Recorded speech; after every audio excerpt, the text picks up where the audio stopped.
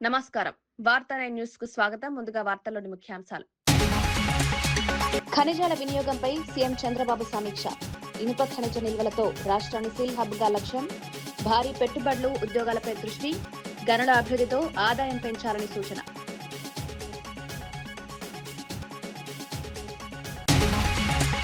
గాంధీ భవన్ లో టీపీసీసీ అధ్యక్షుడు Mahesh Goud press meet. తాజా రాజకీయాలపై స్పందించిన మహేష్ గౌడ్ అభివృద్ధి కార్యక్రమాలతో ముందుకు వెళ్తామన్న నేత, కార్యకర్తలు ఐక్యంగా పనిచేయాలని పిలుపు.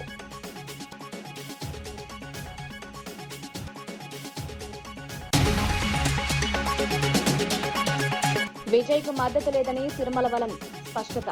డీఎంకేతోనే తమ కూటమి. తమిళనాడు రాజకీయాల్లో కీలక మలుపు. కూటమి రాజకీయాలపై ప్రభావం చూపే అవకాశం.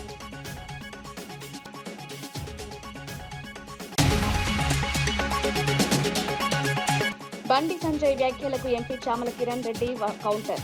కాళేశ్వరం అవినీతిపై విచారణ ఎందుకు లేదని ప్రశ్న. బీజేపీ విజయాల్లో బీఆర్ఎస్ పాత్ర ఉందన్న చామల. మోదీ పర్యటనకు ముందే విచారణ ప్రారంభించాలని డిమాండ్.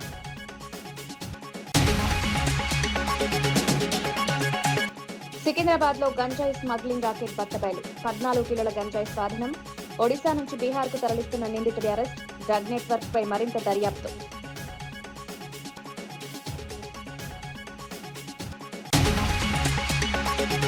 అమరావతిలో సీఎం చంద్రబాబు గనుల శాఖపై సమీక్ష నిర్వహించారు. రాష్ట్రంలోని ఐరన్ ఓర్ నిల్వలను పూర్తి స్థాయిలో వినియోగించుకోవాలని అధికారులకు సూచించారు. ఆదాయం పెరగడంతో పాటు భారీ ఉపాధి అవకాశాలు కల్పించాలని అన్నారు. రాష్ట్రంలో 1938 మిలియన్ టన్నుల ఇనుప ఖనిజం నిల్వలున్నాయని పేర్కొన్నారు. పెద్ద ఎత్తున ఉక్కు పరిశ్రమలు ఏర్పాటు చేసేందుకు ప్రణాళికలు రూపొందిస్తున్నారు. 2035 నాటికి ఉక్కు ఉత్పత్తి సామర్థ్యం భారీగా పెరుగుతుందన్నారు. ఈ రంగంలో లక్షల ఉద్యోగాలు సృష్టివుతాయని చెప్పారు. మిగిలిన ఖనిజ బ్లాక్లను సంస్థలకు కేటాయించాలని ఆదేశించారు. తక్కువ గ్రేడ్ ఖనిజాన్ని ప్రాసెస్ చేసే విధానంపై దృష్టి పెట్టాలని సూచించారు. రాష్ట్రాన్ని స్టీల్ హబ్ గా తీర్చిదిద్దాలని లక్ష్యంగా పెట్టుకున్నారు. పెట్టుబడులు ఆకర్షించే చర్యలు చేపడుతున్నారు. బీఆర్ఎస్, బీజేపీలు బయటకు విమర్శించుకుంటున్నా లోలోపల ఒకటేనని మంత్రి పొంగులేటి శ్రీనివాసరెడ్డి వ్యాఖ్యానించారు. గతంలో ప్రధాని మోదీ, అమిత్ షా కాళేశ్వరం ప్రాజెక్టును ఏటీఎంగా ఉపయోగించారని విమర్శించిన విషయాన్ని గుర్తు చేశారు. ఆధారాలిచ్చి 9 నెలలు గడిచినా విచారణలో జాప్యం ఎందుకని ప్రశ్నించారు. ఇది రాజకీయ లాలూచీ కాదా అని నిలదీశారు. కాళేశ్వరం అవకతవకలపై వెంటనే దర్యాప్తు జరగాలని డిమాండ్ చేశారు. ప్రజలకు నిజాలు తెలియాల్సిన అవసరం ఉందన్నారు. ఈ అంశం రాష్ట్ర రాజకీయాల్లో కీలక చర్చకు దారితీసింది. బీజేపీ, బీఆర్ఎస్ మధ్య సంబంధాలపై అనుమానాలు వ్యక్తమవుతున్నాయని పేర్కొన్నారు. అవినీతిపై కఠిన చర్యలు తీసుకోవాలన్నారు. పారదర్శకత లేకపోతే ప్రజలు నమ్మరని భద్రాద్రి పవర్ స్టేషన్ల నిర్మాణంలో కోట్లాది రూపాయల అవినీతి జరిగిందని అదే జ్యుడిషియరీకి సంబంధించిన కమిషన్ వేసి సుమారు 114 పేజీల రిపోర్ట్ ఇచ్చారు. ఆ రిపోర్టును కూడా నిన్న కేబినెట్ సాక్షిగా సిబిఐకి హ్యాండ్ ఓవర్ చేయడం జరుగుతుంది. ఒకటి కాళేశ్వరానికి సంబంధించిన ఎంక్వైరీ సిబిఐలో ఉంది. రెండవది ఎలక్ట్రిసిటీకి సంబంధించిన అంశం, కరెంటు కొనుగోలు కానీ భద్రాద్రి, యాదాద్రి పవర్ ప్లాంట్ లో జరిగిన అవినీతికి సంబంధించింది రేపో మాపో సిబిఐకి ఇవ్వబోతున్నాం. ఈ రాష్ట్రం నుంచి 2 కేంద్ర మంత్రులు ఉన్నారు. ఒకరు కిషన్ రెడ్డి గారు, రెండవది బండి సంజయ్ గారు. వారిద్దరిని ఈ వేదిక మీద నుంచి ఒకటే ప్రశ్నిస్తున్నాను. అయ్యా, భవిష్యత్తులో రాబోయే రాజకీయాల కోసం, బీఆర్ఎస్ పార్టీతో పొత్తుల కోసం బీఆర్ఎస్ తో మీకున్న లాలూచీ ఏంటి? మీకు లాలూచీ లేకపోతే కాళేశ్వరానికి సంబంధించిన కమిషన్ రిపోర్టు మీకిచ్చి 9 నెలలైంది. ఎందుకు మీ గవర్నమెంట్ లో పెట్టుకున్నారు? అదే విధంగా కరెంటు కొనుగోళ్లు, భద్రాద్రి, యాదాద్రి పవర్ ప్లాంట్ లో జరిగిన అవినీతి కేంద్ర ప్రభుత్వ సంస్థలు కొన్ని దాంట్లో పనిచేశాయి. అదే రకంగా ఏదైతే ఛత్తీస్గఢ్ లో ఉంది కాంగ్రెస్ ప్రభుత్వం, ఆ ప్రభుత్వానికి సంబంధించిన కొనుగోలులో కూడా ఆనాటి పెద్దలున్నారని, ఈ రాష్ట్రాన్ని పరిపాలించిన పెద్దలున్నారని ఈ రిపోర్ట్లో ఉంది. ఆడ కాంగ్రెస్ ప్రభుత్వం ఉన్న ఈ కరెంటు కొనుగోలు ఎంక్వైరీ రిపోర్ట్ ని మీ సిబిఐకి ఇచ్చాము. దాన్ని మీకు చిత్తశుద్ధి ఉంటే మీరు ఇద్దరు మంత్రులు మీతో కలిపి 8 మంది పార్లమెంటు సభ్యులున్నారు ఈ రాష్ట్రంలో బీజేపీ తరఫున. కాబట్టి మీ లాలూచీ లేదని నిరూపించుకోవడం కోసమైనా ఏటీఎం లాగా వాడిన కాళేశ్వరంలో జరిగిన అవినీతిని బయటికి లాగాలి అని మీరే అనేక పర్యాయాలు చెప్పారు. కాబట్టి మీ చేతుల్లో ఉన్న సంస్థ సిబిఐ సంస్థ. ఈ సిబిఐ సంస్థ ద్వారా ఈ 2 కేసుల్ని ఎమ్మటే విచారణ చేసి దోషులు ఎంత పెద్దవారైనా ఏ లాలూచీలు లేకుండా వారిని అరెస్టు చేయాలని, వారిని శిక్షించాలని. వారు దోసుకున్న సొమ్ము తెలంగాణ రాష్ట్ర పేద ప్రజలది. ఆ సొమ్ముని తిరిగి పేద ప్రజలకి పంచే దాంట్లో మీ సంస్థలు పని చేయాలని కూడా ఈ వేదిక ద్వారా వారిని ప్రశ్నిస్తున్నాను. కేంద్ర మంత్రి బండి సంజయ్ వ్యాఖ్యలకు కాంగ్రెస్ ఎంపీ చామల కిరణ్ కుమార్ రెడ్డి కౌంటర్ ఇచ్చారు. పీసీసీ అధ్యక్షుడిగా రేవంత్ రెడ్డి బీఆర్ఎస్ ను గద్దెదించి గేమ్ చేంజర్ అయ్యారన్నారు. కాళేశ్వరం, విద్యుత్ ఒప్పందాలు, భద్రాద్రి, యాదాద్రి ప్రాజెక్టుల అవకతవకలపై సీబీఐ విచారణ ఎందుకు ప్రారంభం కాలేదని ప్రశ్నించారు. రాష్ట్రంలో బీజేపీకి వచ్చిన రాజకీయాల్లో బీఆర్ఎస్ పాత్ర ఉందని ఆరోపించారు. మోదీ పర్యటనకు ముందే బీఆర్ఎస్ అవినీతిపై విచారణ ప్రారంభించాలని డిమాండ్ చేశారు. బీజేపీ నేతలు తమ చిత్తశుద్ధిని నిరూపించుకోవాలన్నారు.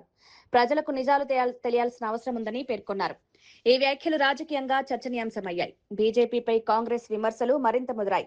రాష్ట్ర రాజకీయాల్లో ఉద్రిక్తత పెరుగుతోంది. అధ్యక్షులుగా ఉన్నారు, మరి మీరు చేయలేని పని, మీరు బీఆర్ఎస్ పార్టీని గద్దె దింపే పనిలో విఫలమయ్యారు. రేవంత్ రెడ్డి గారు సక్సెస్ అయ్యారు. అదే గేమ్ చేంజర్ అంటే.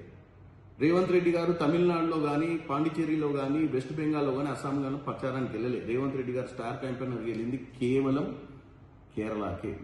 మీకు తెలియకపోవచ్చు, ఏదో మాట్లాడాలని ఇలా మాట్లాడుతుంది ఇక్కడ. కాకపోతే నేను అసలు విషయానికి వస్తాను. మీకు ఇంత పౌరుషం ఉంది, ఇంత పట్టుదల ఉంది, ఏదో మాట్లాడాలని రోజు తాపత్రయపడుతుర్రు. కాళేశ్వరం ప్రాజెక్టు సెప్టెంబర్ 1, 2025 ఈ రాష్ట్ర ప్రభుత్వము సిబిఐ ఎంక్వైరీ అడిగింది. ఇప్పటి మటుకు ఎందుకు దాన్ని మీరు పట్టించుకోవట్లేరు? మీ సహచర మంత్రి కిషన్ రెడ్డి గారు 48 గంటలల్లో మాకు గొప్ప చెప్పండి, మేము తాడో పేడో తేలుస్తామన్నాడు. ఎందుకు తేల్చలేకపోతుర్రు? నెంబర్ 1. నెంబర్ 2, విద్యుత్ కొనుగోలు ఒప్పందాలు, భద్రాద్రి యాదాద్రి పవర్ ప్రాజెక్టులో జరిగినటువంటి అవకతవకలు, అక్రమాల మీద కూడా జస్టిస్ మదన్ బి లోకూర్ గారు ఇచ్చినటువంటి 114 పేజీల రిపోర్ట్ ఉంది. మరి దీని మీద సిబిఐ ఎంక్వైరీ కూడా చేయాలి కదా. నిజంగా మీకు బాగా పట్టుదల ఉండి ఈ రాష్ట్రంలో మీరు నిజంగా జెండా ఎగిరేయాలనుకుంటే, అప్పుడు 10 ఏళ్ళ అధికారంలో ఉన్నప్పుడు నిమ్మకు నీరెత్తిన దోసుకుంటూ పోతుంటే, ఇప్పుడు మేము ఈ కాళేశ్వరం మీద, విద్యుత్ కొనుగోళ్ల మీద, ఈ ప్రాజెక్టుల మీద ఉన్న రిపోర్ట్లన్నీ ఇచ్చి సిబిఐ ఎంక్వైరీ చేయమని చేయనికి ఏం సమస్య? మీకు చిత్తశుద్ధి ఉందా లేదా అనేది ప్రజలు కానీ మేము కానీ అడుగుతాం కదా. ఎందుకంటే మా అందరి ఏదైతే ఆలోచన ఉందో, మీరు 8 మంది ఎంపీలు గెలవడంలో బీఆర్ఎస్ పార్టీ హస్తం ఉందని, అది వాస్తవం అనిపిస్తుంది.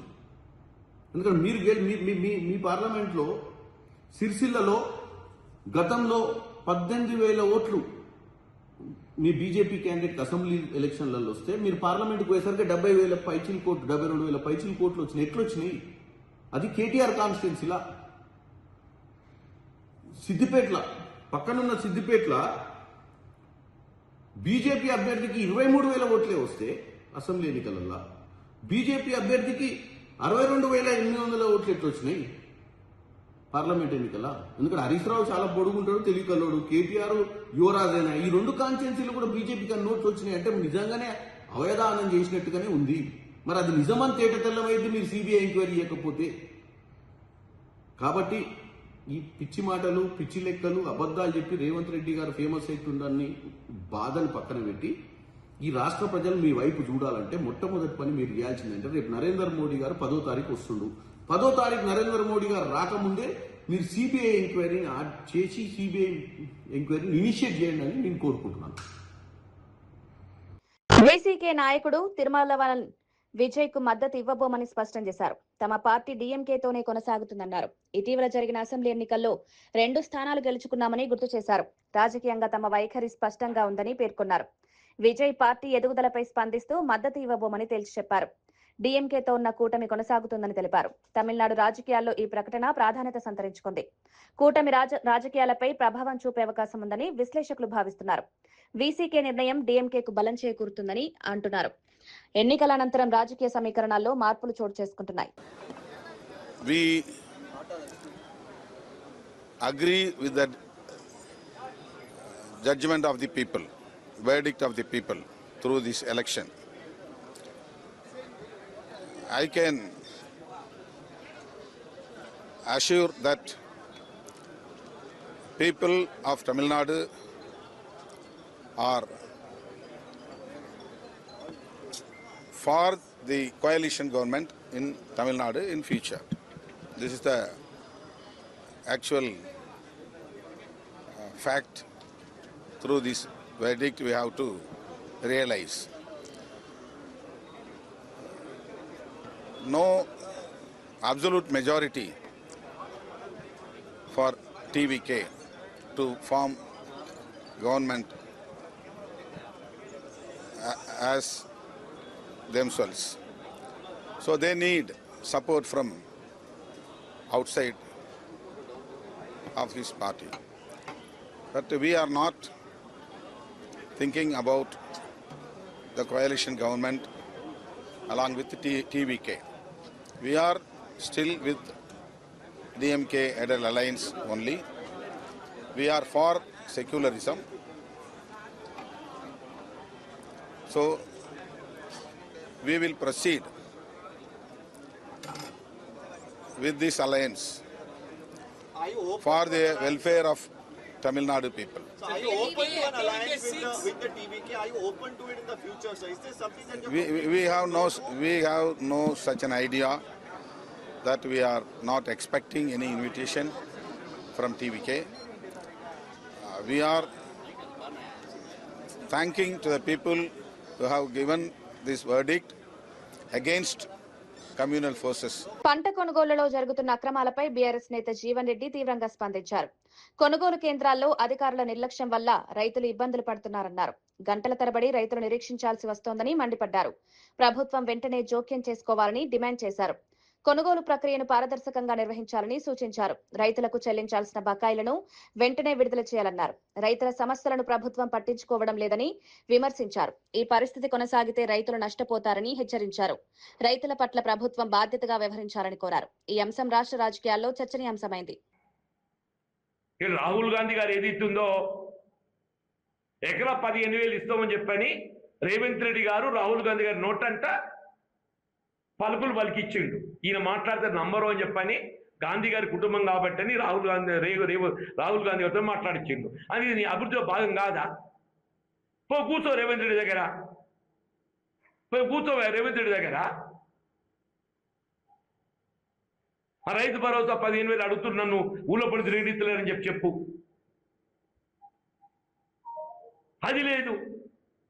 పోయాక నాకు అభివృద్ధి, అది ఏందో అభివృద్ధి మాకు అర్థమైతలేదు. అభివృద్ధి మేమే ఆలోచన చేసి రాహుల్ గాంధీ గారిని పట్టుకొచ్చి గాంధీ కుటుంబం కదా, రాహుల్ గాంధీ గారు చెప్తే జనం విశ్వసిస్తారో అని చెప్పిన భావనతోని వరంగల్ ఏది ఇస్తుందో రాహుల్ గాంధీ గారితో డిక్లరేషన్ చేయించడమే. ఎకరానికి 15,000 రూపాయలు ఇప్పిస్తామని చెప్పాను. ఇలా 3 పంటలే కొట్టిండు. 3 పంటలే కొట్టిండు. వీళ్ళు వ్యవసాయస్తులు ఎవరైనా కానీ 500 రూపాయలు బోనస్ ఇప్పిస్తా అని చెప్పంటున్నాను నేను. రుణమాఫీ 2 లక్షల రూపాయల కంటే పైబడ్డ రుణం ఎంతున్నా కానీ 2 లక్షల రూపాయలు రుణమాఫీ చేస్తామని చెప్పినమే. 2 లక్షల రూపాయల కంటే పైబడ్డ మొత్తం ఎంతున్నా కానీ 2 లక్షల రూపాయల వరకు ఏదైతుందో రుణమాఫీ చేస్తామని చెప్పినమే అని చెప్పండి. 2 లక్షల పైబడ్డ బకాయి ఏదైతున్నదో ఆ బకాయి పోయింది, ఆ 2 లక్షల రూపాయలు పోయింది. వీళ్ళు ఓన్లీ ఒక 50% మంది 50% కొట్టిండి అని చెప్పంటున్నారు రుణమాఫీ. నీ రైతు బంధు పోయింది, మొక్కజొన్న సేకరణ పోయింది, ధాన్యం సేకరణ పోయింది, రుణమాఫీ పోయింది. వీళ్ళ పంటల బీమా అని చెప్పంటున్నారు. కేంద్ర ప్రభుత్వం ఏదైతే 25% ప్రీమియం భరిస్తే ఓ 20% రాష్ట్రం భరిస్తే ఇంకో 40% 50% రైతు భరించుకునే విధంగా స్కీమ్ ఉంటే ఆ రాష్ట్రం ప్రీమియం భరించలేక ఇవాళ బీఆర్ఎస్ ఎమ్మెల్యే జగదీష్ రెడ్డి కాంగ్రెస్ ప్రభుత్వంపై తీవ్ర విమర్శలు చేశారు. విద్యుత్ కొనుగోళ్లపై సీబీఐ విచారణ కోరడం ప్రజల దృష్టి మళ్లించడానికేనన్నారు. లోకూర్ కమిషన్ నివేదిక ఏమైందో తెలియదని ప్రశ్నించారు. కాళేశ్వరంపై చర్చ పెట్టిన ప్రభుత్వం విద్యుత్ అంశాన్ని అసెంబ్లీలో ఎందుకు చర్చించలేదని ప్రశ్నించారు. కేసీఆర్ పై ఎన్ని విచారణలు చేసినా ఆయన నిర్దోషిగా బయటపడతారన్నారు. సీబీఐపై గతంలో విమర్శలు చేసిన వారే ఇప్పుడు విచారణ కోరడం విచిత్రమని ఎద్దేవా చేశారు. ఈ వ్యాఖ్యలు రాజకీయంగా చర్చనీయాంశమయ్యాయి. ఏం తెలిసాల సిబిఐ కమిషన్ ఇచ్చిన సంగతి, రిపోర్ట్ ఇచ్చిన సంగతి ఎక్కడ చెప్పలే ప్రభుత్వం ఇప్పటివరకు.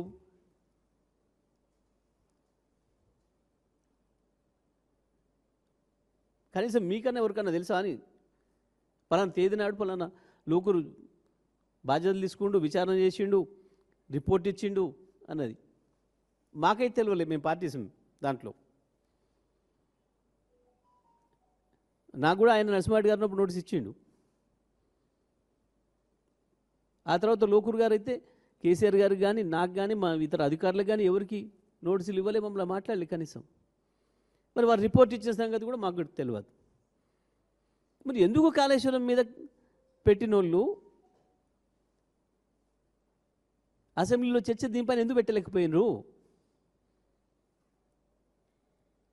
అంటే మీరు కమిషన్ వేయడమే ఓ పనికిమాలిన చర్య అని చెప్పిపోయినట్టున్నారు వాళ్ళు. వాస్తవానికి ఏమీ లేదు దాంట్లో. కానీ సమస్యల్ని ఇవాళ ప్రత్యేకించి ఈ సమయంలో ఏదైతే ప్రజల్లో తీవ్ర వ్యతిరేకత ఉందో, ఒకవైపు రైతు బంధు ఎగ్గొట్టి రైతు బంధు వేస్తా అని చెప్పి మోసం చేసి ప్రతి ఎన్నికలకు ఒకసారి ఒక మాట చెప్పి ఈ దేవుళ్ళ పైన పెట్టి ఆ దేవుళ్ళ పైన పెట్టి చివరికి మొన్న ఎన్నికల్లో కూడా మున్సిపల్ ఎన్నికల్లో కూడా చెప్పి మోసం చేసి ఓట్లు వేయించుకొని ఏదైతే రైతు బంధు విషయంలో మోసం చేసినారో, రైతుల ధాన్యం కొనుగోలు విషయంలో మోసం చేస్తున్నారో, ఒక వడ్లే కాదు మొక్కలు కావచ్చు మిగతా ఇతర అన్ని రకాల పంటలు కూడా బోనస్ ఇస్తామని చెప్పింది కాబట్టి బోనస్ను బోగస్ చేసి దాన్ని కూడా ఎగ్గొట్టడం కొరకు వడ్ల కొనుగోలు బంద్ చేసిండ్రు. మొదలేమో మాట ఇచ్చినాడు దొడ్డోడ్లకే ఇస్తామని చెప్పి మాట ఇచ్చారు, రాసి ఇచ్చారు వాళ్ళ మేనిఫెస్టోలో. తెల్లవారే మాట మార్చి అధికారంలోకి రాగానే సన్నోట్లకే ఇస్తామన్నారు. సన్నోట్లు పండుతలేవు కాబట్టి అప్పటికి రాష్ట్రంలో. నిజమే, మీ మాటలు నమ్మి మొత్తం రైతాంగం సన్నోట్ల వైపు మారే వరకే ఇవాళ మొత్తం కొనుగోలు బంద్ చేసిండ్రు.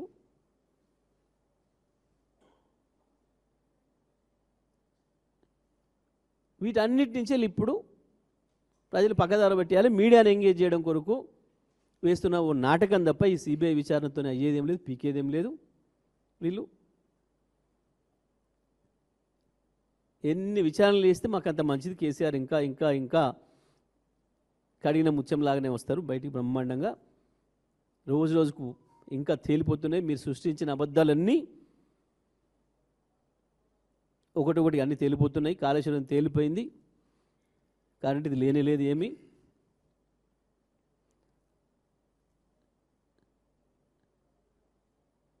కానీ ఒకటి మీ రండతనాన్ని, మీ చేతగంధాన్ని బయటపెట్టుకున్నారు. ఇందులో వాస్తవానికి అందరికంటే ఎక్కువ పెద్ద ముద్దాయి రాహుల్ గాంధీ తప్ప ఇంకొకటి కాదు. ఎందుకంటే నీ నాయకత్వంలో నడుస్తున్న కాంగ్రెస్ ప్రభుత్వం నువ్వు ఏదైతే సిబిఐని జేబు సంస్థ అని మాట్లాడుతున్నావో మోడీకి అదే సిబిఐకి అప్పచెప్పడం, సిబిఐ మీద నమ్మకం ఉందని చెప్పడం, అది నీ నాయకత్వానికి సవాల్ తప్ప నీ ప్రభుత్వం ఇక్కడ రండతనమే చేస్తుంది, నువ్వు కూడా రండలాగానే ప్రవర్తిస్తున్నావు తప్ప ఇది రాజీవ్ గాంధీ ఇజ్జత పోవడం తప్ప, రాహుల్ గాంధీ ఇజ్జత పోవడం తప్ప ఇంకేం లేదు. ఇంకా అమరావతి సిఆర్డీఏ కార్యాలయంలో కీలక సమావేశం జరిగింది. కేంద్ర మంత్రి పెమ్మసాని చంద్రశేఖర్, మంత్రి నారాయణ, ఎమ్మెల్యే శ్రవణ్ కుమార్ పాల్గొన్నారు. రాజధాని గ్రామాల అభివృద్ధి, రైతుల సమస్యలపై చర్చించారు. మౌలిక సదుపాయాల అభివృద్ధిపై దృష్టి సారించారు. అధికారులు గ్రామ స్థాయిలో సమావేశాలు నిర్వహించాలని ఆదేశించారు. సమస్యలను వేగంగా పరిష్కరించాలని సూచించారు. అభివృద్ధి పనులు త్వరితగతిన పూర్తి చేయాలని నిర్ణయించారు. రాజధాని ప్రాంత అభివృద్ధికి ప్రణాళికలు రూపొందించారు. రైతుల సమస్యలకు ప్రాధాన్యతనిచ్చారు. రైతుల యొక్క సమస్యలు ఏదైతే ఉందో వాటి మీద డిస్కస్ చేయడం జరిగింది. వాటిలో ముఖ్యంగా గ్రామ కంటాలు ఒకటి సమస్య ఉంది, అదొక సమస్య. అదేవిధంగా ఎక్కడైతే రోడ్లు పోతున్నాయో అక్కడ ఏదైతే హౌసెస్ పోతున్నాయో వాటర్ సమస్య కావచ్చు.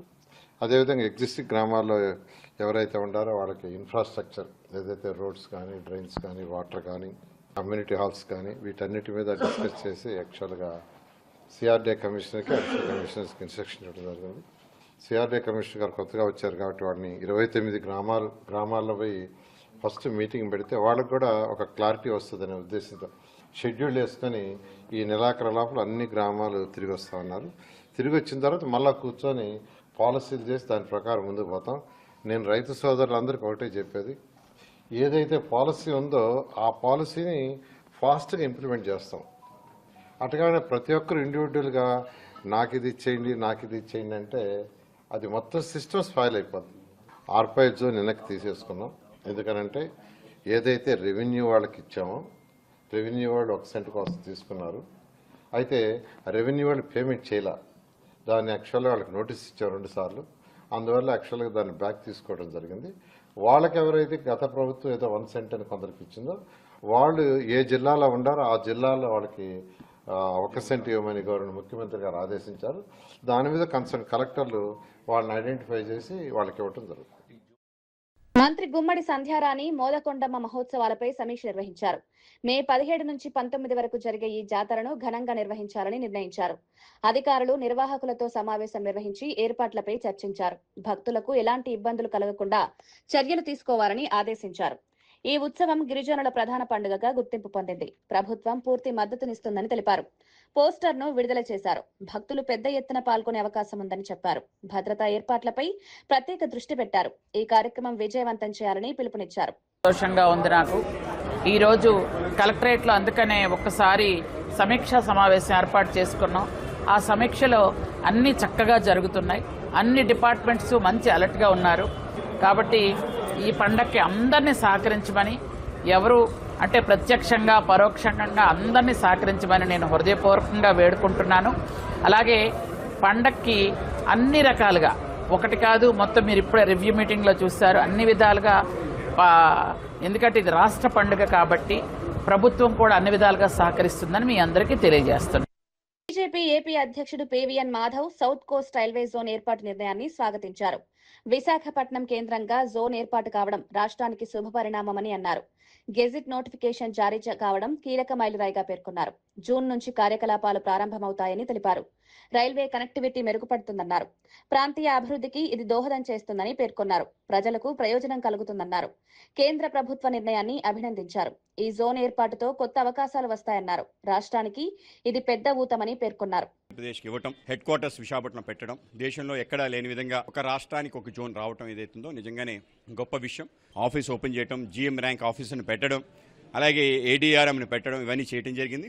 దాన్ని పూర్తి స్థాయి ఆపరేషన్లో తీసుకొచ్చే గెజిట్ నోటిఫికేషన్ రావటం చాలా ఆనందాన్ని పంచుకుంటాం.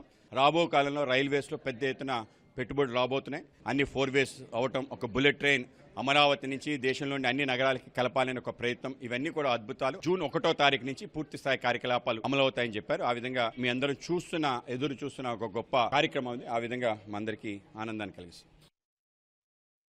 ప్రభుత్వ విప్ విజయ రమణారావు రైతులకు కీలక సూచనలు చేశారు. ఒకే పంటను వరుసగా పండించవద్దని అన్నారు. పంట మార్పిడి ద్వారా దిగుబడులు పెరుగుతాయని తెలిపారు. ఎరువుల అధిక వినియోగం వల్ల భూమి శక్తి తగ్గుతుందన్నారు. తక్కువ నీరు అవసరమైన పంటలు పండించాలని సూచించారు. వ్యవసాయ శాస్త్రవేత్తల సలహాలు తీసుకోవాలన్నారు. రైతు వారం కార్యక్రమంలో ఈ సూచనలు చేశారు. స్థిరమైన వ్యవసాయం అవసరమని పేర్కొన్నారు. భూమి ఫలభూయిష్ఠతను కాపాడాలన్నారు. రైతులు మార్పులను స్వీకరించాలని సూచించారు. ప్రభుత్వ సహకారం అందుబాటులో ఉందన్నారు. వందల వేల మంది రైతులు ఉన్నారంటే ఒక్కసారి ఆలోచన చేయండి. అంటే ఒకటే పంట కాకుండా మూసా పద్ధతిలో నేను ఇదే పంట పెడతా, ఇదే ఎత్తా, నేను ఇదే పండించుకుంటా అనే విధానం కాకుండా పంట మార్పిడి అనేది జరగాలి. ఏదైతే ఏ పంట అయితే బాగుంటది. ఒకసారి వర్షాకాలంలో వరి పెట్టాం, సరే ప్రభుత్వం సన్నవడ్ల బోనస్ ఇస్తుంది, మరి ఏ సంగతి పంట మార్పిడి చేద్దాం, ఏం పంట పెడదాం. ఇలా అనేక రకాల పంటలు ఉన్నాయి. ఏ పంట పెడితే బాగుంటుంది, మార్కెట్లో ఏ పంటకి డిమాండ్ ఉంది అనేటువంటి విషయాన్ని మీరు క్షుణ్ణంగా అధ్యయనం చేసి ఆ పంట పెట్టుకుంటే రైతులకు అన్ని విధాలుగా లాభం ఉంటుంది. కాలబెట్టాక భూమి అంతా పాడైపోతుంది. దానికి బదులు మన ట్రాక్టర్లు ఉన్నాయి, ఇలా కల్టివేటర్ అయితే ఒకసారి 2 సార్లు అటు ఇటు తిరుగుతూ అంత పోదాది. కాలేజీ ఆడ పెట్రోల్ పోసి అంట పెడితే అదే ఏమున్నా మనకైనా అవసరమా అనేటువంటి ఆలోచన. కాబట్టి అటువంటి ఆలోచన చేయకుండా మీరు పామ్ ఆయిల్ తోట వేస్తారని నేను ఆశిస్తా ఉన్నా. సికింద్రాబాద్ లో అంతర్రాష్ట్ర గంజాయి స్మగ్లింగ్ రాకెట్ ను పోలీసులు ఛేదించారు. జీఆర్పీ, ఆర్పీఎఫ్ సంయుక్తంగా తనిఖీలు నిర్వహించి నిందితుడిని అరెస్ట్ చేశారు. 14 కిలోల గంజాయిని స్వాధీనం చేసుకున్నారు. బీహార్ కు చెందిన నిందితుడు ఒడిశా నుంచి గంజాయి తరలిస్తున్నట్లు వెల్లడైంది. ప్రతి ట్రిప్ కు డబ్బులు ఇస్తామని చెప్పి మోసం చేసినట్లు తెలిసింది. విశాఖ ఎక్స్ప్రెస్ లో గంజాయి తరలిస్తున్న సమయంలో పట్టుకున్నారు. ప్రధాన నిందితుడు పరారీలో ఉన్నారు. కేసు నమోదు చేసి దర్యాప్తు కొనసాగిస్తున్నారు. డ్రగ్ రాకెట్ పై మరింత విచారణ జరుగుతోంది. నిందితులను కఠినంగా శిక్షించాలని పోలీసులు తెలిపారు.